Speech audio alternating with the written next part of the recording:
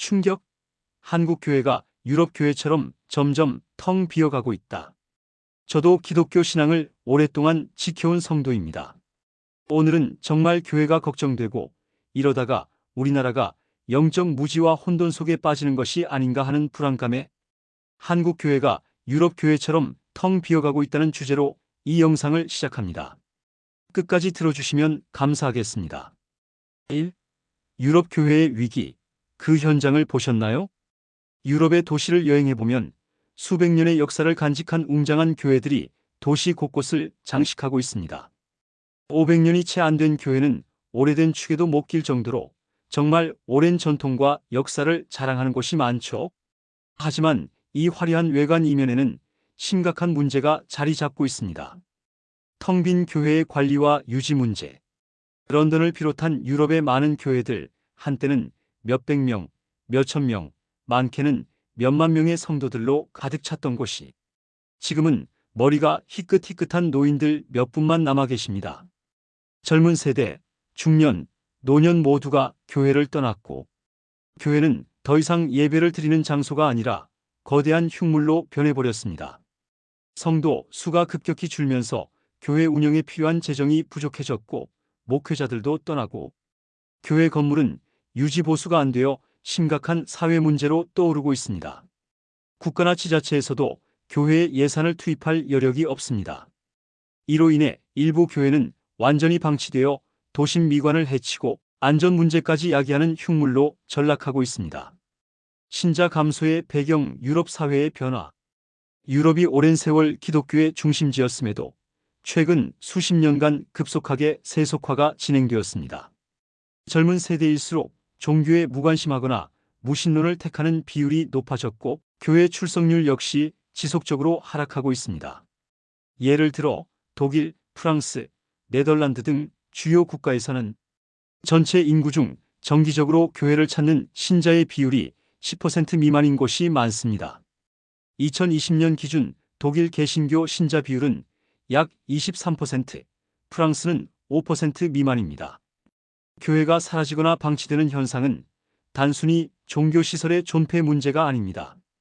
유럽 도시의 역사와 정체성, 그리고 문화유산 보존이라는 측면에서 큰 고민거리가 되고 있습니다. 일부 교회는 미술관, 공연장, 도서관 등 문화공간으로 리모델링에 활용하지만 모든 교회를 다 살리기에는 현실적 한계가 분명합니다. 결국 교회가 선술집, 카페 등으로 변해가고 있습니다. 네덜란드의 경우 2000년대 이후 매주 23개의 교회가 문을 닫고 있으며 전체 교회의 약 13이 더 이상 종교적 목적으로 사용되지 않습니다. 독일에서는 1990년 이후 약 1000여 개의 교회가 폐쇄되거나 용도가 변경됐고 프랑스 파리 시내에서도 19세기 이전에 지어진 교회 상당수가 현재 방치 상태에 놓여 있습니다. 유럽의 교회는 단순한 종교시설을 넘어 도시의 역사와 문화적 상징이었습니다. 그러나 신자 감소와 사회 변화, 막대한 유지 비용이라는 현실 앞에서 이제는 교회를 다니지 않는 시민들조차 교회의 미래를 걱정하는 상황이 된 것입니다. 2. 한국 교회도 남일이 아닙니다. 한국 교회 역시 빠르게 유럽 교회의 전철을 밟아가고 있습니다. 그렇다면 왜 그 많던 성도들이 교회를 떠나고 있는지 그 원인과 대안을 생각해 봅니다. 첫째, 가나안 성도 급증. 요즘 가나안 성도라는 말 들어보셨죠? 교회에는 안 나오지만 나 하나님은 믿어 라고 말하는 사람들입니다. 10년 전만 해도 전체의 10% 정도였던 가나안 성도가 지금은 무려 30%를 넘어섰고 청년층만 놓고 보면 40% 이상이 교회를 떠났다는 통계도 있습니다. 대형 교회는 그나마 상황이 낫지만 개척교회나 소규모 교회들은 몇 명의 성도만이 교회를 지키고 있으며 사실상 문을 닫는 교회도 점점 늘고 있습니다. 이것은 단순히 주일에 안 간다의 문제가 아닙니다. 코로나19 이후 온라인 예배로 출석률이 줄어든 것도 있지만 더 본질적인 문제는 교회가 영적 허기를 채워주지 못한다는 점입니다. 교회 가면 뭐하나? 이런 의문이 이제는 대놓고 회자되고 있습니다. 둘째, 지나친 헌금 강요와 신앙의 상업화. 언론 보도에 따르면 명성교회 같은 대형 교회에서 장로나 권사 임직을 받으려면 수백만 원에서 수천만 원까지 헌금을 내야 하고 목사가 직접 임직 헌금을 내야 한다고 전화 돌린 사례도 있다고 합니다. 어린이집 교사에게까지 11조 안 내면 안 된다고 압박하는 이야기, 헌금이 신앙의 척도라는 오해가 너무 깊게 자리 잡았습니다.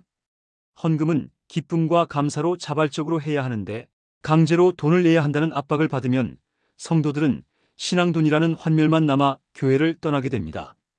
그럼에도 불구하고 교회 건물과 시설 유지, 전도와 선교 사업, 목회자의 생계 등 일정 수준의 재정은 필요하다고 생각합니다. 요즘 신학대학 입학생 미달 현상도 깊이 고민해야 할 문제입니다. 11조는 이미 구약식 헌금으로 강요할 대상이 아니지만 자발적 헌금 없이는 교회 운영이 어렵고 지금의 위기를 극복할 수 없다고 생각합니다. 셋째, 유튜브로 우리 교회 목사님 설교 실력이 다 드러난다. 지금은 스마트폰만 있으면 유명 목사님 설교를 언제든 들을 수 있습니다. 우리 목사님 말씀은 좀 별로네, 설교에 알맹이가 없고 세상 이야기로 시간만 채우네, 주일에 교회 가서 얻는 것도 없이 시간만 낭비하네라는 인식들이 깊어지고 있습니다. 존경하던 목사님의 말씀도 깊이가 없으면 바로 외면당하고 신변 잡기와 시시콜콜한 이야기만 길게 하는 설교, 감성에만 호소하는 설교는 더 이상 통하지 않습니다. 이제는 유튜브 등에서 더 좋은 설교, 더 깊은 말씀을 찾아 듣는 시대입니다. 과거처럼 대형 교회 목사의 권위만으로 설교를 하면 젊은 세대뿐 아니라 중년층도 교회를 떠나게 됩니다. 넷째, 기복신앙과 번영신학의 한계. 한국 교회는 6.25 전쟁 직후부터 복 주세요 만 외쳤습니다. 교회 다니면 건강하고 부자되고 승진하고 자녀가 좋은 대학에 간다는 공식이 신앙의 전부처럼 굳어졌지만 실제 복이 오지 않으면 신앙의 회의감만 남게 됩니다.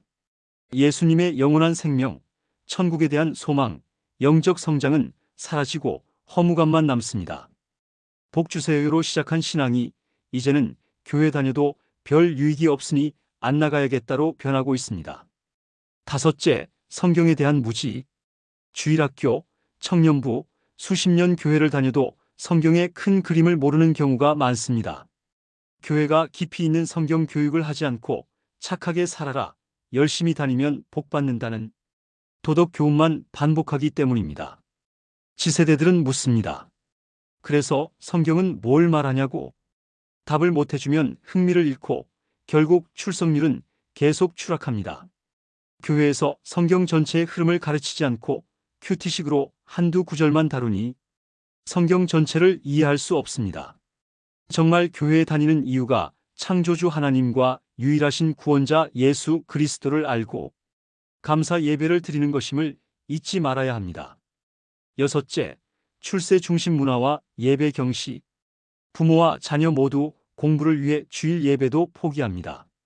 성공이 최고라는 분위기, 출세 중심의 세상 문화에 교회가 밀리고 있습니다.